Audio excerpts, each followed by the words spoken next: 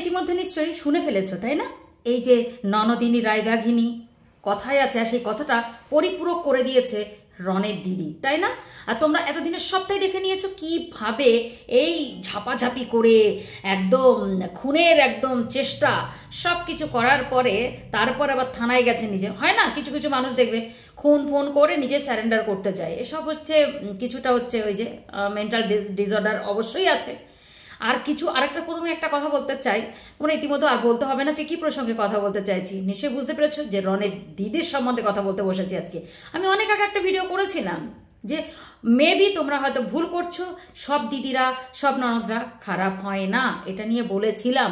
কিন্তু তারপরেও একটা কথা আমি বলেইছিলাম, কখনো কখনো কিন্তু সাদা পেয়ারা সাদা বেগুন মানে মানে পরিষ্কার বড় বড় জিনিস দেখে কখনো ভুলবেন না সেসব জিনিসকে জৈবিক সার থাকে, বুঝতে পেরেছেন? ঠিক তেমনি এই যে কিছু কিছু দেখবেন মুখমিষ্টি মানুষ আছে যারা লোকের মাঝখানে দেখলে বুঝতেই পারবেন না, আপনি ভুল প্রমাণিত হয়ে যাবেন তাদের কাছে, যাদের আপনি বলবেন যে ওই মানুষটা জানিস খুব খারাপ, তারা বিশ্বাস করতে পারবে না। কারণ তারা মুখ মিষ্টি দিয়ে এমন করে মানুষের সামনে নিজেকে পরিবেশনা করে যে আপনি কেন, আপনার 14 গোষ্ঠীর লোক আসলেও চিনতে পারবেন, এবং ঈশ্বরও মাঝে মাঝে ভয় খেয়ে যায় এদের এই ব্যবহার দেখলে। ঠিক আছে, তো আমিও কখনো বলেছিলাম যে এনাকে এই যে এই মহিলার মুখ দেখলেই বোঝা যায় একটা আত্ম অহংকারী ব্যাপার আছে। কেননা সেই সময় বলেছিল আমার এর থেকে কোনো ইনকাম হয় না, কিন্তু এতটা সাবস্ক্রাইবার এত ভিউজ ওর নাকি ইনকাম হয় না, মিথ্যুক মিথ্যেবাদী। হ্যাঁ, হবে কি করে, সুন্দরভাবে তো ভাই একদম মুখোশ খুলে দিয়েছে, তাই না? তাই জন্যে ভাইয়ের ওপর এখন ভাইকে খুন করে দিতে হবে। সে তো আর কি বলবো, যাই হোক, এরকম দিদি যেন কারোর কপালে না জোটে যে কিনা একমাত্র ভাইকে এইভাবে নৃশংসভাবে খুন করতে পারে তার নিজের স্বার্থ সিদ্ধির জন্যে। কারণ বাড়িটা তো হড়পাতে হবে, এত সুন্দর ভাই বাড়ি করেছে, তাই না? সেই বাড়িতে তো হড়পাতে হবে। কেননা এই লোভগুলো খুব মারাত্মক লোভ, বিষয় সম্পত্তি বিষ লুকিয়ে থাকে শুনেছিলাম, কিন্তু এবার প্রমাণ হয়ে গেল নিজের রক্তের দিদি, সব থেকে বড় দিদি, সে কি না নিজের ভাইকে কোপাতে যাচ্ছিল। হ্যাঁ, আর সেই কোপটা পড়ে যাচ্ছিল আর একটা কাকিমার গায়ের ওপরে, তাই না? কাকিমাকে আবার সালিশি করতে ডেকে আনা হয়েছে। সেসব যাই হোক, অনেক কিছু তোমাদের শুনিয়েছি। এবার শেষ কথাটা একটা কথা বলবো, তোমাদের একটা কথা বলতে চাই। হয়তো তোমরা বলবে আজকে প্রীতি একটা স্টেটমেন্ট দিয়েছে, আর সেই স্টেটমেন্টটা যে বলেছে যে শুধু রন মুখ খুলেছে আমার উপর কেমন টর্চার হতো সেটা কি বলবো? রায়বাঘিনী ননদিনীর গল্প, তাহলে কিন্তু অনেকেরই নাটক ধরা পড়বে। এই কথাটা জাস্ট সত্যি কথা বলতে তখনও বলেছিলাম, আজও বলছি, এই বুড়ো ধামড়ি ননদটার মানে পায়ের মানে কি বলবো, সরি, প্রীতির পায়ের ওই বাচ্চা মেয়েটার পায়ের যোগ্য এই অসভ্য ননদিনী মানে একদম হতে কোনোদিনই পারবে না। কারণ ওইটুকু বাচ্চা মেয়ের মধ্যে যেটুকু বোধ বুদ্ধি আছে এই ধাড়ির মধ্যে সেটা নেই। কারণ এই মেয়েটা এত অত্যাচারিত হয়েছে কোনোদিনই মুখ খোলেনি, কারণ সে জানতো যে এই প্ল্যাটফর্মটা তাকে বিক্রি করে খাবে, এবং এই প্ল্যাটফর্মে বলে আমার কোনো আখের লাভ নেই, এবং পারিবারিক কেচ্ছা আমি এখানে প্রকাশ করব না। এত কিছু ঘটে যাবার পরেও একটা সামান্য কথা বলাতে তার এত কিছু সে কন্ট্রোভার্সির জন্য ফেসে গেছিল, যে শুধুমাত্র বিয়ের ভাঙার গল্পটা শুনিয়ে। কোনোদিন কেন ভেঙেছে সে কথাটা কারো প্রকাশ্য আনেনি। মিডিলে যে ঝগড়াগুলো দুই দিদির মধ্যে বেঁধেছিল তাতে পরিষ্কার বোঝা যাচ্ছিল কিছু একটা মারাত্মক ঘটনা। কিন্তু এই যে প্রীতি, এই যে মেয়েটা, এরা বাচ্চা ছেলে মেয়ে হতে পারে, কিন্তু অনেক বড় মানুষের অনেক শিক্ষা দিয়ে যায়। তাই এই ধাড়ি ননদিনীর একটা কথা আমি বলতে চাই যে তোর একের কাছ থেকে শেখা উচিত। আই এম সরি তোকে তুই বলছি, কারণ এই নৃশংসতা প্ল্যাটফর্মে দেখা যায় না যেভাবে আমরা দেখেছি। একটা কথা সবাইকে বলতে বাধ্য হলাম, আজকে যে প্রীতি যে এই কথাটা লিখেছে, আজকে এই জিনিসটা লিখেছে, তোমরা বিশ্বাস করছো? আজকে যদি প্রীতি মুখ খুলতো, রন যদি মুখ না খুলতো, তাহলে সবাই কিন্তু ওই প্রীতির ওপরে ঝাঁপিয়ে পড়তো। কারণ পেছনের ওই ব্যাকগ্রাউন্ডটা টেনে তার ওপরে হেনস্থা করা হতো। তুই সংসার কেন করবি, কি করে করতে পারবি, এই তোর ব্যাকগ্রাউন্ড, এই নিয়ে কত কেচ্ছা ওই মেয়েটার ওপরে ঝাঁপিয়ে পড়েছি। আর একটা কথা বলে রাখি, যে এবার যারা ওই বাচ্চা মেয়েটার ওপরে এইভাবে আক্রমণ করো, একটু ভেবে দেখো তো তোমাদের কি এরকম পূর্ব পরিচিত কেউ ছিল না? ছি, ধিক্কার জানাই। আজ মেয়েটার ড্রেস সেন্স দেখলে সত্যি ওর ভিডিওর মধ্যে আমি কোনো সময় খারাপ দেখি না। তো যাই হোক, সেটা তো আলাদা প্রসঙ্গ। আমার প্রশ্ন শুধু তোমাদের কাছে একটা, আজকে যদি প্রীতি যদি মুখ খুলতো, রন যদি না খুলতো, আজকে ওই মেয়েটাকে, বাইরের মেয়েটাকে এরা দোষারোপ করতো না। কিন্তু দেখো আজকে রনের এই ভিডিওর পারপাসেই কিন্তু আজকে কিন্তু বুঝতে হবে যে ওই মেয়েটা কেন বাড়ি থেকে বিতাড়িত বেরিয়ে এসেছিল। মেয়েটা ঘর সাজাচ্ছিল দিনে দিনে, দুজন যৌথভাবে, জানতো সে রেজিস্ট্রি ম্যারেজ মানে একদম, কোর্ট ম্যারেজ মানে একদম বৈবাহিক সম্পর্ক। সেই জায়গায় দাঁড়িয়ে এটা আমার বাড়ি, এটা সব কিছু শাশুড়ির মন জোগানো থেকে, প্রত্যেক ননদের মন জোগানো থেকে শুরু করে সংসার গোছানো সবটা প্রতিনিয়ত করে গেছে, কিন্তু মন কারোর পায়নি। তার মধ্যে এই ননদ সুযোগ পেলেই ছোবল মেরেছে। সে কিনা এই মেয়ের দৌলতে আজকে সেলিব্রিটি হয়ে গেছে। আবার এই মেয়েটাকেই সে এত বড় বড় কথা বলে এবং নোংরা ভাষায় আক্রমণ করে। ইভেন এত বড় জঘন্য ননদিনী, যেখান থেকে রায়বাঘিনী, যেখান থেকে দাঁড়িয়ে ওপেন একটা পাবলিক প্ল্যাটফর্মে দাঁড়িয়ে যখন তার ভাইয়ের বউকে কেউ হেনস্থা করে, 12 বলে, তখন সেখানে সে লাভ রিয়াক্ট দিয়ে আসে। ওর মতো ননদকে তো ওপেন যেভাবে ওপেন খেলেছে না রন, সেটাই উচিত। আমি অ্যাজ এ কন্টেন্ট ক্রিয়েটার আমি সবাইকে অনুরোধ করব, হয়তো ফ্যামিলি কেচ্চার রন সামনে এনেছে, তার জামাইবুর মানে তার দিদির হাজব্যান্ডের যে ঘটনাটা, চাকরির ব্যাপারটা নিয়ে সে সামনে এনেছে, অনেক বাধ্য হয়ে এনেছে। আজকে দীর্ঘদিন ধরে তারা লিভিংয়ে রয়েছে, তারা বিয়ের যে কথাটা বলার পরে এই অশান্তি, বিয়ে করতে চাওয়াটাই তাদের অশান্তি। সে বাড়ি থেকে বিতাড়িত। আজকে তারা বলছে যে বাড়িতে থাকে সে, রন আর প্রীতির কথা বলছে। আমি একটা কথা বলতে চাই, সে তার ভিডিওর পারপাসে একটা ফ্ল্যাট বাড়ি এখন তো সবাই নিচ্ছে, বাড়ি ছেড়ে বাইরে গিয়ে থাকছে, তাই বলে কি আপনাদের টাকা পয়সা দেয় না? সে তো ওপেন প্ল্যাটফর্মে বলেছে। আপনাদের সমস্ত আজকে যে জায়গায় দাঁড়িয়ে আছেন সমস্ত কিছু তো ওই রন আর ওই প্রীতির জন্য, লজ্জা করে না?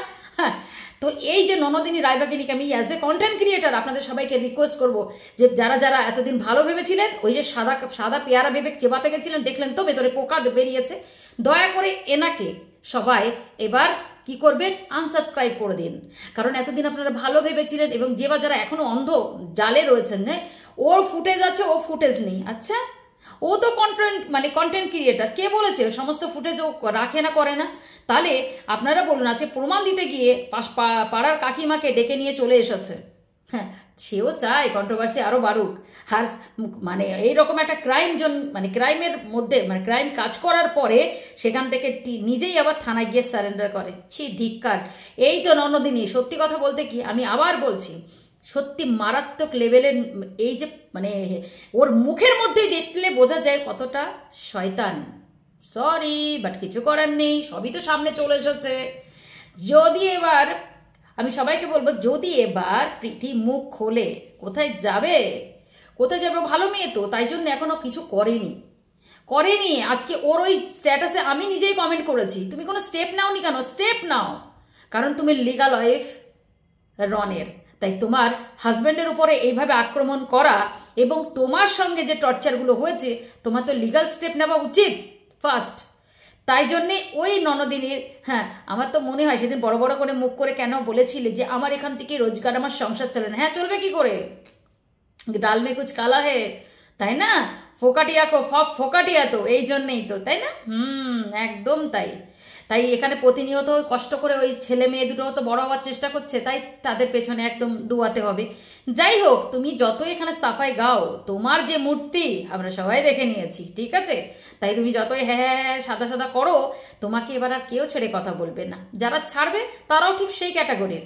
তাই জন্যে আমার মনে হয় তোমাকে তারা সাপোর্ট করবে। যারা তোমার মতো ক্যাটাগরির, তোমার মতো ননদ যারা, তারাই তোমাকে একমাত্র সাপোর্ট করবে।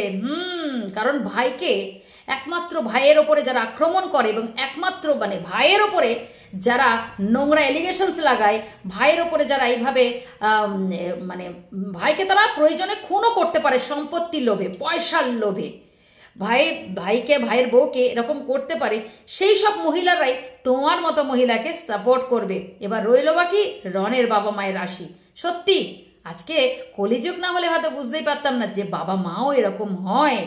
একতরফা গান গেয়ে গেল। সব থেকে বড় কথা হলো, একটা মাত্র কথা বলাতে রনের উপরে যে আক্রমণ হয়েছে, সেটার প্রতিবাদ আমার মনে হয় রনের বাবা মায়ের করা উচিত ছিল। কারণ আরে একটাই তো সে কথা বলতে গেছিল, কথা প্রতিবাদ করেছিল, কথা ভাই বোনের ঝগড়া হচ্ছিল, সেখান থেকে দাঁড়িয়ে কথার পৃষ্ঠে কথা উঠেছে। ভিডিওটা কেন করেছে? অনেকটা লেভেলে পৌঁছিয়ে গেলে মানুষ ভিডিওর জায়গায় চলে, কারণ প্রুফ রাখতে হবে তো অবশ্যই।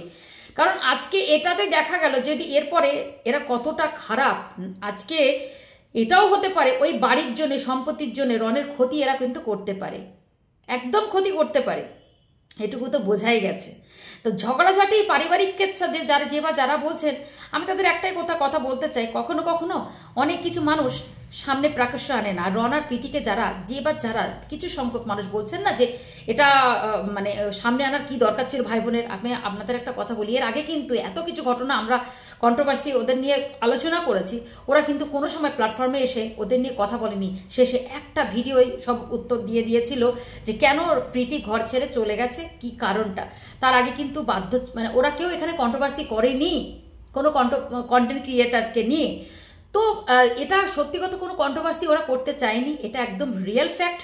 অ্যাকচুয়ালি অনেক দিন হয় না, মানে জমতে জমানো ব্যথাগুলো না একসময় প্রকাশ পায়, সেটা হয়েছে, আর কিছুই না। বিশ্বাস করুন, এটা যারা সহ্য করে না, সহ্যের লিমিট ক্রস হয়ে গেলে সেদিন সামনে আসে। অনেক সময় সব কিছু ক্যামেরাবন্দি হয় না, ক্যামেরাতে সবাই সবারটা মানে প্রকাশ করে না। আর যখনই সে ক্যামেরার সামনে আনে, অনেকে ভুল বোঝে, আবার অনেকে সেটাকে ঠিকঠাকভাবে নেয় যে না, হয়তো মেবি ও ঠিক বলছে। অনেক কষ্ট পেলে তারপর এই কথাগুলো বলে। তো আমার শুধু ওর বাবা মায়ের উপরে আমি আশ্চর্য হয়ে গেলাম। ওই যে কলিযুগ না হলে হয়তো বিশ্বাস করতাম না যে কীরকম বাবা মা, যাই করুক আর তাই করুক, যেটাই হয়ে যাক। আমার তো মনে হয় যে এইভাবে যখন তার মানে একটা কথা বলার পরিপ্রেক্ষিতে তার ছেলেটাকে এরকম করে মারলো, ইভেন তো বটি তুলেছে, মানে একটা বটি নিয়ে তেড়ে আসা আর মেরে, যদি একটা হিট অফ দ্য মোমেন্টে কোপ পড়েই যেত তখন কি হতো? আপনি আপনার ছেলেকে ফিরে পেতেন, সেটা আপনি আপনার মেয়েকে বোঝাতে পারলেন না যে আজকে যদি তুই কোনোভাবে, আজকে যে মহিলাটা লেগে গেল চিনতে গিয়ে, ওই মহিলাটা তো বড় একটা ঘটনা ঘটতেই পারতো, আপনার মেয়েই তো জেলে যেত, সেখানে কিন্তু রন যেত না। আর আপনার মেয়ে কিভাবে একটা অস্ত্র হাতে তুলে নেয়, এটার আপনি মা হয়ে বিচার করলেন না? আপনার তো উচিত ছিল দুটো ছেলে মেয়েকে এই দুটো সপাটে একদম ঠাসিয়ে চড় মারা, তারপরে ঘরোয়াভাবে সেটাকে মিটমাট করে নেওয়া। আর আপনার মেয়েকে বেশি করে পেটানো উচিত ছিল, কারণ আপনার মেয়ে প্রথমেই কিন্তু একটা ঝগড়া একটা আলাদা হয়, কিন্তু মারপিট খিমচি একরকম, একটা অস্ত্র হাতে নিয়ে ছুটে আসা, সেটা কিন্তু একটা ক্রিমিনালের সিমটম আর একটা পাগলের সিমটম। সুতরাং আপনি একটু ভেবে দেখবেন, আপনি মানে মেয়ের সাপাই গাইতে গিয়ে কোনোভাবে আপনার ছেলের ওপরে রাগটা, যেহেতু আপনার ছেলে আপনার বাড়ি থেকে একটু দূরে থাকছে, আপনাদের অপছন্দের মেয়েকে বিয়ে করছে, সেই ভাড়াসটা মানে প্রকাশ করতে গিয়ে আপনি সবার সামনে খারাপ হয়ে যাচ্ছেন। আপনি একটু ভেবে দেখবেন যে আপনি যে কথাগুলো বলেছেন, আমরা যেগুলো শুনেছি বাই রেকর্ডিং, সেটা কিন্তু আপনি একদম ভালো করেননি। আপনি মা, আপনার বিচার হবে সমান।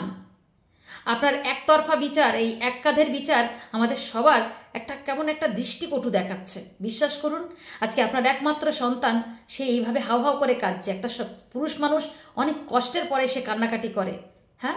তার নিজের দিদি এইরকম ফালতু অ্যালিগেশনস লাগাচ্ছে, তার নিজের দিদি যারা একসাথে ছোটবেলা থেকে সব কিছু মানুষ হয়েছে, সে আজকে তাকে মানে বটি দিয়ে কোপাতে আসছে। এবার বুঝতে পারছেন? তাহলে এবার আপনারা যারা বলছিলেন যে মেয়েটা খারাপ, প্রীতির কথা বলছিলাম, একদম আর বলবেন না, আপনাদের মুখে আর ভালোই লাগবে না।